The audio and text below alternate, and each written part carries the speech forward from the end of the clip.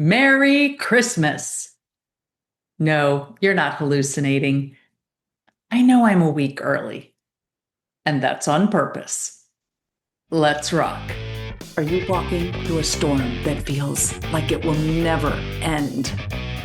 Do you wonder if life's storms have stolen the beauty from your life for good? You're in the right place. My name is Heather, and like you, I've been through a storm or two and wondered if life would ever be beautiful again.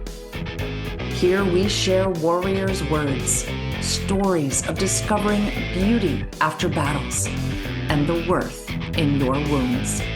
Pick up your sword or boxing gloves and join the battle. Your words are powerful, my friends. Make them warrior words. Welcome, warriors. Before we dive into this episode, I wanted to remind you of my fundraiser. I am still and will be forever raising funds for my nonprofit. And I know you've heard this a couple times, but for anybody new, God has incredible wisdom and has chosen somebody with no money to start a nonprofit to build a home, which also means he has a sense of humor. But I love it. But of course, I first balked and I questioned, just like Gideon did. And I came to realize that with God choosing to use someone who can't do this, it's his love, it's his power that shines. So by all of us working together, not one person gets the glory because it's God's project and he gets the glory. We are the people who get to make it work. So please go to kofi.com/warriorwords, and that's ko-fi.com. And you can make a one-time donation, you can set up a monthly donation, or you can purchase anything that I have in my store, and I will donate the profits of those purchases to this fund. Thank you. Thank you in advance for supporting God's project, my mission. Okay, so yes, I purposely planned this episode to release on December 16th, 9 days before Christmas. And I wanted to pop in to wish you the merriest of Christmases. But I know that those of us walking through and navigating difficult storms, it may not feel very merry. And you may not want to feel like celebrating. So that's why I chose to air this episode before Christmas. Maybe you're feeling overwhelmed, or maybe you're sad because you can't afford all the gifts that you want to buy. Or maybe you're dreading making small talk with that person who keeps hurting you, no matter how many times you've forgiven them. Or maybe you're alone this year and you just don't know what to do. Or it could be any number of difficult situations. I want you to know that you are seen and heard. You are valued and you are loved.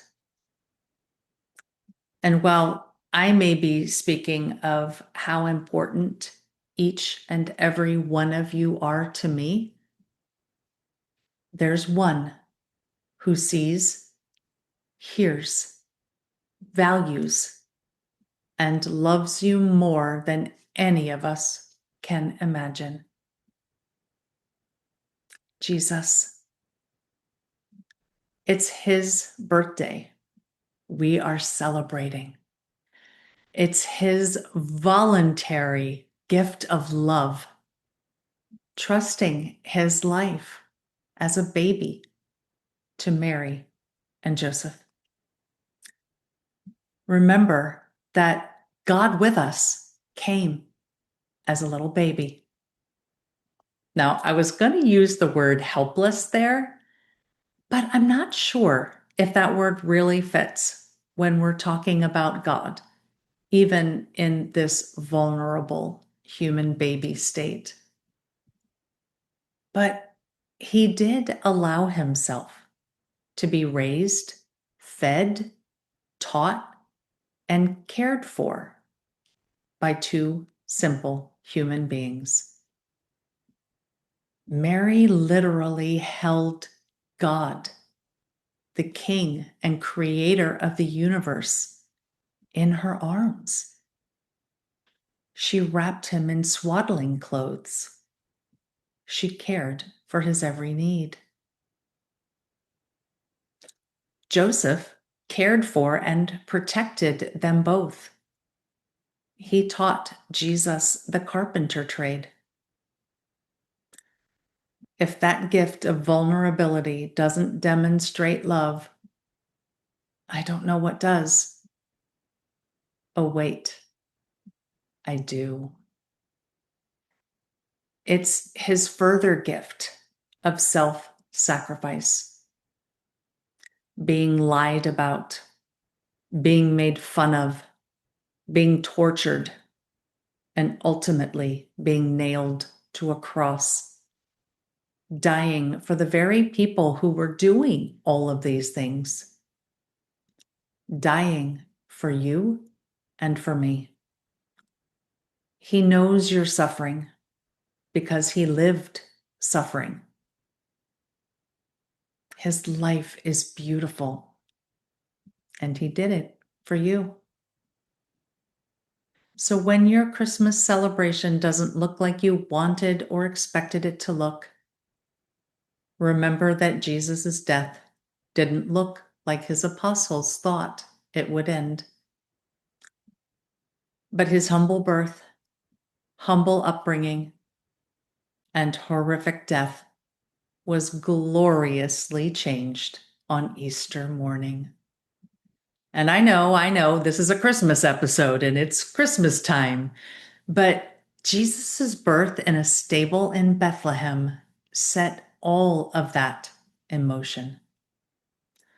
We may be living humble or even horrific lives, but remember that stable in Bethlehem may have appeared to lead to an end on the cross. Just wait, because your Easter is coming. I pray that you are able to see the beauty in whatever you're experiencing during this season, and that you are able to carve out some time to be in the presence of our Savior. Merry Christmas, everyone. Until we meet again, armor up, fight the good fight, seek beauty, and make your words warrior words. God bless.